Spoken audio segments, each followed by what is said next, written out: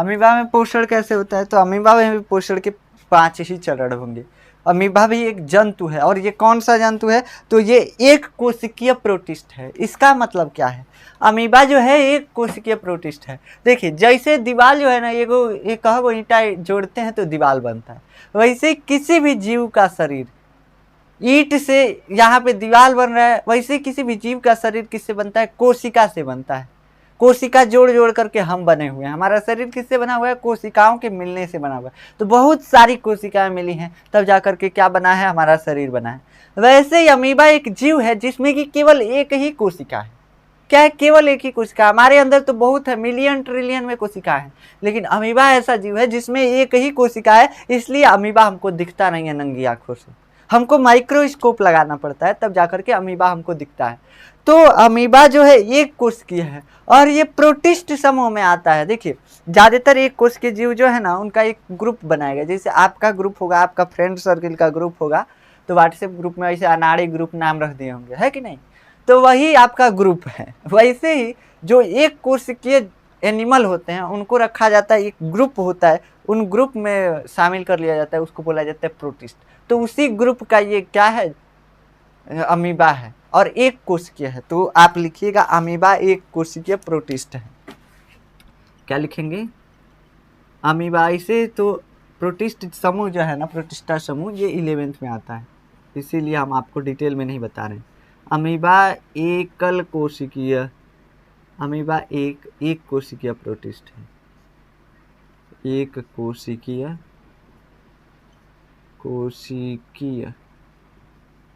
Protist है, protist है। समझ में आया? अमीबा क्या है? एक कोशिकीय प्रोटिस्ट है, यानी यूनिसेलुलर प्रोटिस्टा है, प्रोटिस्टा समूह से आता है। अब इसमें पोषण के 5 चरण होंगे, क्योंकि ये भी जंतु है।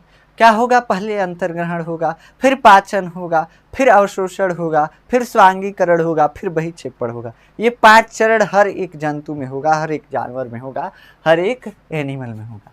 तो देखिए, इसमें पहला हम लिखते हैं अंतर्ग्रहण। हेडिंग लगाइए, अंतर्ग्रहण।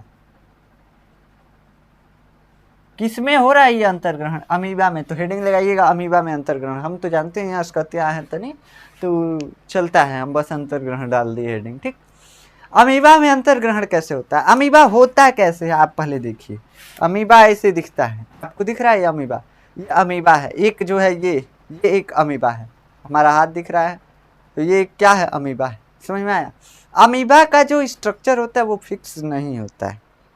अमीबा का स्ट्रक्चर फिक्स नहीं होता है।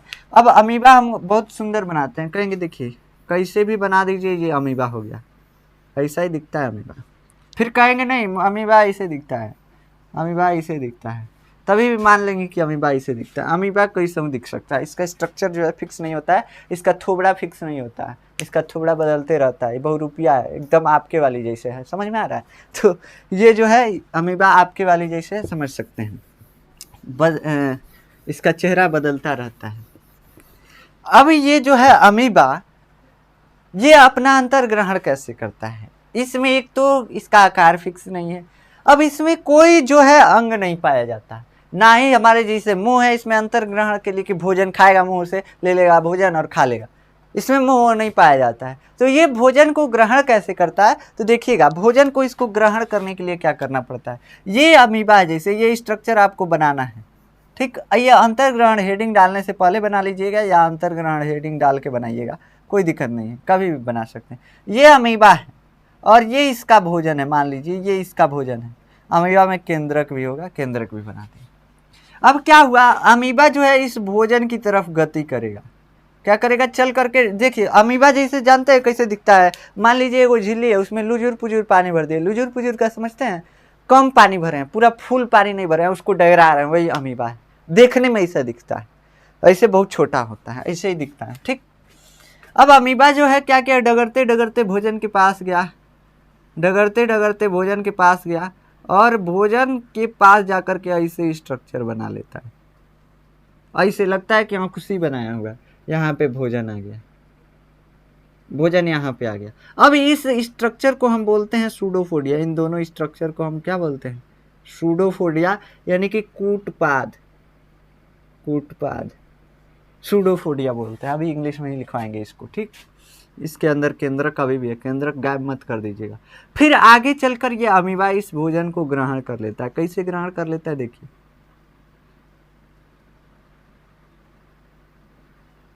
ऐसे समझ में आया, भोजन इसके अंदर आ जाता है, इसके अंदर, तो ये अंदर ग्रहण कर लिया भोजन को, इसके अंदर केंद्रक यहाँ पे। अब ये दोनों झिल्ली जो है फ्यूज हो जाते हैं। ये किससे बना हुआ है? मेम्ब्रेन से, कोशिका के झिल्ली से बना हुआ है। आगे चलकर ये कोशिका झिल्ली इसकी फ्यूज हो जाती है, जिससे क्या होता है, जिससे फॉर्मेशन होता है किसका? तो फूड वैक्यूल का, यानी खाद्य रिक्तिका का। यहाँ पे भोजन एक लगता है कि इस गुब्बारे के अंदर, अमी भाई वो गुब्बारा जैसे दिख रहा है, उसमें तनी मनी कम पानी भरा हुआ है, इसलिए ऐसा इसका शेप डगमगाया हुआ है। अब इसके अंदर लगता है वो गुब्बारा में भोजन पैक करके भेज दिया गया, और इसी पैकेजिंग को क्या बोलते हैं? खाद्य रिक्तिका, खाद्य रिक्तिका, खाद्य रिक्तिका, फूड वैक्यूल। अब ये अमीबा फूड वैक्यूल में क्या करता है? एंजाइम छिड़क देता है। फूड वैक्यूल में क्या करेगा? एंजाइम छिड़क देगा।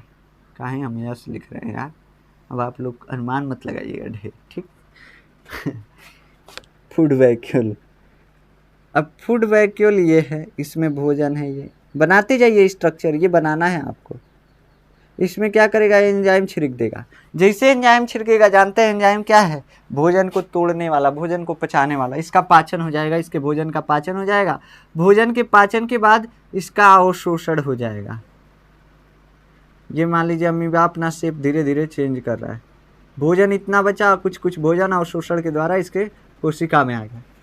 अब इसके कोशिका में इसका भोजन का उपयोग हो जाएगा, और जो बचा है ना, जो बचा हुआ हल्का सा बचा हुआ अपचित भोजन है, मान लीजिए हल्का सा भोजन जो है नहीं पचा है, ये अपचित भोजन है, ये इसी वैक्यूल में रह जाएगा, इसी खाद्य रिक्तिका में रह जाएगा। लेकिन अब इस खाद्य रिक्तिका का नाम बदल कर रख दिया जाएगा अवशेषिकाएं। अवशेषिकाएं, इसका मतलब क्या है कि इसमें बस अवशेष बचा हुआ है, भोजन जो पच गया है उसके बाद जो अवशेष बचा है वही है इसमें। तो ये क्या है? अवशेषिका है, कहाँ से कि इसमें अपचित भोजन बचा हुआ है। फिर क्या होगा? अमीबा इसको बाहर निकाल देगा, इसको इस अपचित भोजन वाले थैली को साइड करेगा। पहले साइड में भोजन आ गया, जो अपचित भोजन है इसका केंद्रक यहाँ पे चला आया। फिर इसको क्या करेगा? इसको एक्सोसाइटोसिस प्रक्रिया द्वारा बाहर कर दिया जाता है।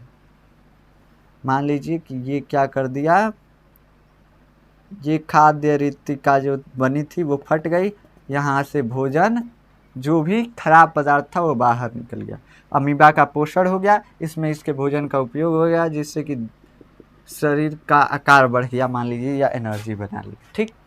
ये हो गया अमीबा में पोषण। इसका बहिक्षेपण हुआ, बहिक्षेपण की प्रक्रिया को हम क्या बोलते हैं? एक्सोसाइटोसिस।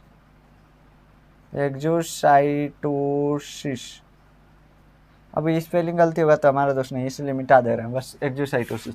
देखिए भोजन जो ग्रहण कर रहा है, ग्रहण करने की प्रक्रिया को एंडोसाइटोसिस बोला जा रहा है। एंडो मतलब अंदर, और साइटोसिस का मतलब कि देखिए साइटोसिस क्यों यूज किया जा रहा है? क्योंकि ये कोशिका जो है भोजन को ग्रहण कर रहा है।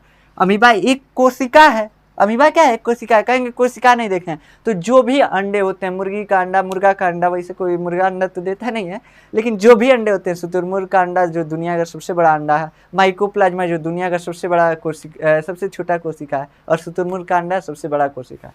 तो ये अंडे जो होते हैं वो भी कोशिका ही होते हैं। अमीबा भी एक कोशिका है, लेकिन ये बहुत छोटी कोशिका है, इसलिए हमको दिखाई नहीं देती है। अब ये जो भोजन ग्रहण करती है, तो इसके भोजन ग्रहण करने की प्रक्रिया को क्या बोलते हैं? हम इसको बोलते हैं एंडोसाइटोसिस, मतलब भोजन को अंदर ग्रहण कर रहा है। जैसे हम कह रहे हैं हम ईटिंग कर रहे हैं, वैसे ही अमीबा जब खाता है ना तो उसको कहते हैं कि एंडोसाइटोसिस कर रहा है। अमीबा जब खाना खाता है तो उसको बोलते हैं एंडोसाइटोसिस कर रहा है। अब एंडोसाइटोसिस करने के लिए इसके पास क्या बनता है? कूटपाद बनता है, यानी सूडोफोडिया बनता है। ऐसे अंकुशी टाइप का बन जाता है, 2 उंगली जैसे बन जाता है घेरा। ऐसी उंगलियों के घेरवा को हम क्या बोलते हैं? सूडोफोडिया बोलते हैं, यानी कूटपाद बोलते हैं। सी आकार का स्ट्रक्चर बन जाता है, इसको बोलते हैं सूडोफोडिया। सूडोफोडिया में ऐसे फूड को कैप्चर कर लेता है। कैप्चर करने का मतलब पकड़ लेना। जैसे देखिए कैद कर लेना, आपके किसी मूवमेंट को कैप्चर कर रहे हैं हम कैमरे में, मतलब आपके किसी मूवमेंट को कैद कर रहे हैं, और कहीं मूवमेंट गड़बड़ाया तो ले जाके अगर घर दिखा दिया गया तो गड़बड़ हो जाएगा, ठीक। तो वो मूवमेंट जो है उसको कैप्चर करना, वैसे यहाँ पे भोजन को कैप्चर करना यानी कैद कर रहा है। फिर भोजन को कैद किया जिससे एक वैक्यूल का फॉर्मेशन हुआ, इसके कोशिका झिल्ली में से कुछ कोशिका झिल्ली कट गया जिससे एक पैकिंग हुआ, भोजन का पैकिंग हुआ, और उस पैकिंग को हम क्या बोल रहे हैं, खाद्य रितिका यानी फूड वैक्यूल। और फूड वैक्यूल के अंदर यह अमीबा एंजाइम छिड़क दिया, एंजाइम जैसे छिड़का ना अमीबा, इसका भोजन का पाचन हो गया, और भोजन के पाचन के बाद अवशोषण कर लिया। अवशोषण करने के बाद जो भी अपचित भोजन था अभी भी उसी वैक्यूल में है, और उस वैक्यूल का नाम अब बदल करके क्या रख दिए, अवशेषिका है, क्योंकि इसमें बस अपचित भोजन यानी जो अवशेष था वही बचा हुआ है। अमीबा में सारा पोषण यहीं से समझना है, फिगर से ही, लिखना तो बाद में है, अभी बाद में लिखेंगे, पहले फिगर से समझिए। इसका क्या हो गया, अवशोषण हो गया, यानी कि जो पचा हुआ भोजन था उसका अवशोषण हो गया, जो बचा खुचा है वो अभी भी वैक्यूल के अंदर है, वैक्यूल को हम क्या बोल रहे हैं, अब अवशेषिका बोल रहे हैं। अब ये अवशेषिका आगे चलकर कोशिका के साइड में चला जाता है, फिर लास्ट में जाकर के फट जाता है, जिससे इसमें से जो खराब पदार्थ था, जो पचा हुआ भोजन नहीं था, वो बाहर निकल जाता है, और इस प्रक्रिया को हम बोलते हैं एक्जोसाइटोसिस। एक्जो मतलब बाहर फेंक देना, एक्जो मतलब बाहर फेंक देना, सिंपल सा बात है। तो यही क्या है, एक्जोसाइटोसिस प्रक्रिया है। ये अमीबा में पोषण हो गया। डायग्राम बहुत अच्छा है, बना लीजिए, बहुत खूबसूरत डायग्राम है इसका, कैसे भी बना दीजिए, बस हाई बनना चाहिए, सूडोफोडिया, और इसी को बस ध्यान में रखिएगा, सूडोफोडिया को और फुट वैक्यूल वगैरह को, और सब कैसे हम खींच दीजिएगा, हो जाएगा, ठीक। फिक्स आकार इसका नहीं होता, ये हम बता चुके हैं। इसको मिटाते हैं, अब हम लिखवाते हैं इसके बारे में थोड़ा सा, क्या जो जो पढ़ें बस वही लिखना है, और कुछ नहीं लिखना है हमको। लिखेंगे कि अमीबा में अंतर्ग्रहण के लिए कोई निश्चित अंग नहीं पाया जाता है। क्या लिखेंगे, अमीबा में अंतर्ग्रहण के लिए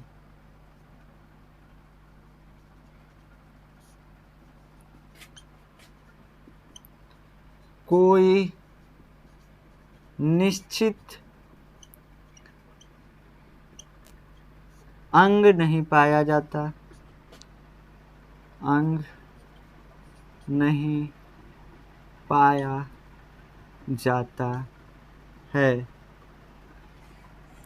अंतर्ग्रहण के लिए। इसमें अमीबा जब भोजन को देखता है, लिखिएगा, अमीबा जब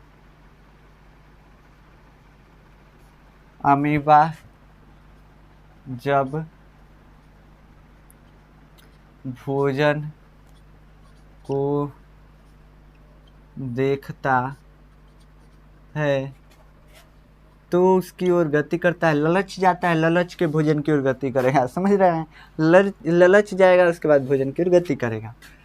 भोजन को देख के ललच जाता है मतलब गति करता है, भोजन को देखता है तो उसकी ओर गति करता है।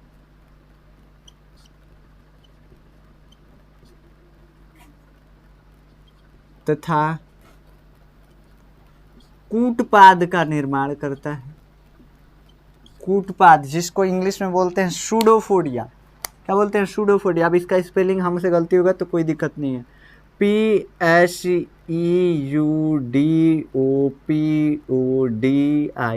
सूडोफोडिया, ठीक।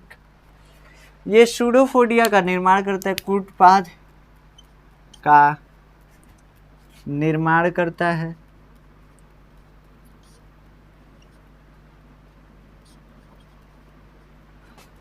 कूटपाद भोजन को कैद कर लेते हैं, कैद कर लेते हैं, जिससे खाद्य रिक्तिका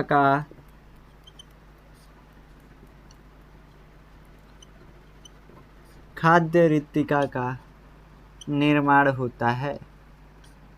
देखिए इसका क्वेश्चन जानते हैं कैसे पूछता है, एग्जाम में पक्का है पूछेगा। पूछता है कि अमीबा में पोषण के पोषण के प्रक्रियाओं का सचित्र वर्णन कीजिए। सचित्र का मतलब कि चित्र सहित। उसके बाद जिससे खाद्य रेतिका का निर्माण हो जाता है और अमीबा में अंतर्ग्रहण हो जाता है, और अमीबा में अंतर्ग्रहण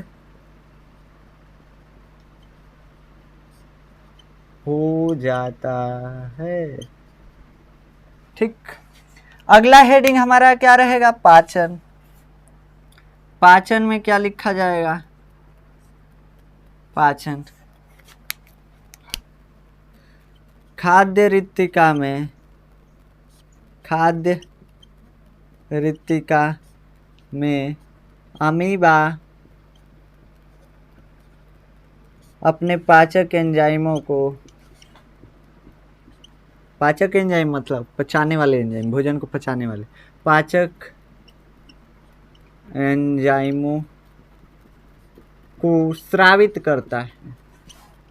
स्रावित करना मतलब छिड़कना है, मतलब कि स्रावित करना का मतलब समझते हैं, जैसे अंदर से कुछ एंजाइम स्राव करने लगा उस रिक्तिका के अंदर, कुछ पानी टाइप का स्रावित करने लगता है। जैसे हमारे अंदर लार का स्राव होता है, स्रावित करता है, देखिएगा स्रावित करता है, जिससे भोजन का पाचन हो जाता है। पाचन हो जाता है। हमारे साथ साथ लिखो बाबू, हम साथ साथ हैं। हो जाता है। फिर आगे क्या है? अवशोषण। अवशोषण, अवशोषण बड़ी सिंपल है। पचित भोजन को खाद्य रिक्तिका में से अवशोषित कर लिया जाता है। पचित भोजन का खाद्य रिक्तिका से कोशिका द्रव्य में, कोशिका द्रव्य, क्या कोशिका द्रव्य होता है? देखिए ये अमीबा है, कितना आसान है बनाना इसको। ये खाद्य रिक्तिका, इसमें भोजन है, इसमें कुछ लिक्विड भरा होता है, इसी को बोलते हैं कोशिका द्रव्य, यानी पूरे कोशिका को ही लगभग कोशिका द्रव्य बोलते हैं। अभी 11th में इसके बारे में आप डिटेल से पढ़ेंगे। जैसे हम अभी समझाएं कोशिका द्रव्य तो आप कंफ्यूजन हो जाएंगे। बस समझिए कि इसमें जो द्रव भरा हुआ है उसी को कोशिका द्रव्य बोलते हैं। इसमें क्या हो जाएगा? भोजन जो आएगा अवशोषित होगा वो इसी में आएगा। तो कोशिका द्रव्य रिक्तिका से कोशिका द्रव्य में आ जाता है, जिससे भोजन का अवशोषण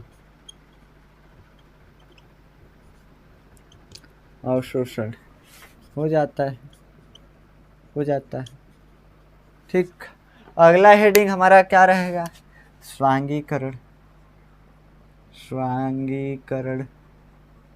स्वांगीकरण को इंग्लिश में क्या बोलते हैं? एसिमिलेशन, लेकिन हम अंग्रेजी लिखने वाले नहीं हैं। ठीक, अवशोषित भोजन का,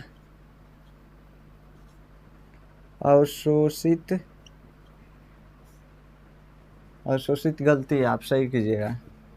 भोजन का, मिटाएंगे थोड़ी ना, अमीबा के शरीर में अमीबा के कोशिका में उपयोग, अमीबा के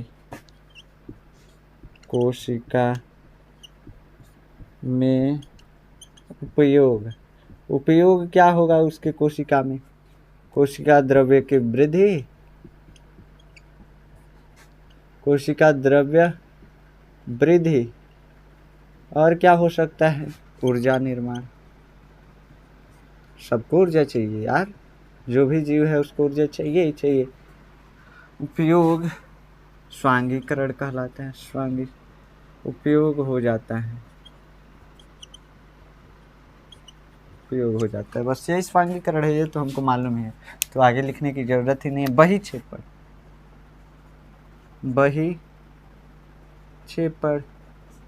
बहिक्षेपण क्या है? अवशोषण के बाद,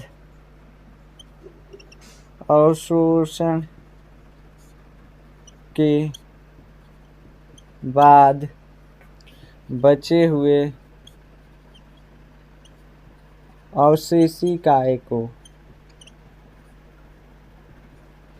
बचे हुए अवशेषी काय अवशोषण के बाद बची हुई लिखिएगा बची हुई अवशेषी काय, थोड़ा इससे सिंपल रहेगा। बची हुई अवशेषी काय हुई का लिख रहे हैं यार, हुई अवशेषी काय क्या होती है, फट जाती है।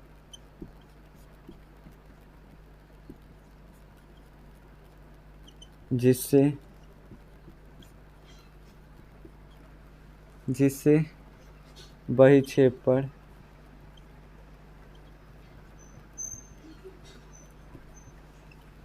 हो जाता है, बहिक्षेप पर हो जाता है। इस प्रक्रिया को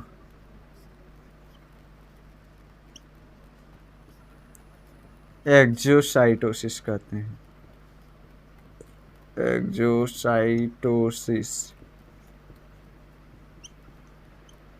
क्या कहते हैं, एक्सोसाइटोसिस कहते हैं। और इसमें अंतर्ग्रहण में लिख लीजिएगा, इसे क्या कहते हैं, एंडोसाइटोसिस। एंडोसाइटोसिस कहते हैं, ठीक, एंडोसाइटोसिस कहते हैं। वैसे राइटिंग तो अच्छा नहीं है, ये छाप लीजिए, टिप लीजिए, स्क्रीनशॉट ले लीजिए, जो मन करे कर लीजिए। ये आपका अमीबा में पोषण खत्म हो गया।